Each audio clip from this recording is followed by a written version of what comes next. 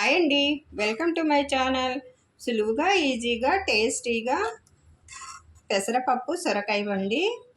పెసరపప్పు సొరకాయ ఏ విధంగా తయారు చేసుకోవాలో ఈరోజు మన వీడియోలో చూపించబోతున్నానండి. ఈ పప్పు చపాతీలోనికి, వేడివేడి అన్నంలోనికి, పరోటాలోనికి రుచి అనేది అద్దరిపోతుందండి. ఏ విధంగా చేసుకోవచ్చో సింపుల్గా చూసేద్దాం, వచ్చేయండి. ఈ పప్పు కోసం మొదటిగా ఒక సొరకాయ తీసుకొని పైన చెక్కు తీసుకొని సన్న ముక్కలుగా కట్ చేసుకోవాలి. పచ్చిమిర్చి తీసుకోవాలి ఒక 4, ఒక చిన్న ఉల్లిపాయ, ఒక టమాటా తీసుకోవాలి. ఒక కుక్కర్ తీసుకొని ఆ కుక్కర్లోనికి ఈ సొరకాయ ముక్కలన్నిటిని వేసేసుకోవాలి.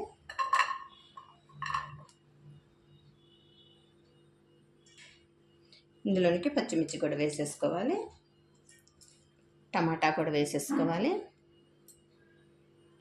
ఒక ఉల్లిపాయ ఈ విధంగా కట్ చేసుకొని ఉల్లిపాయ వేసుకోవాలి.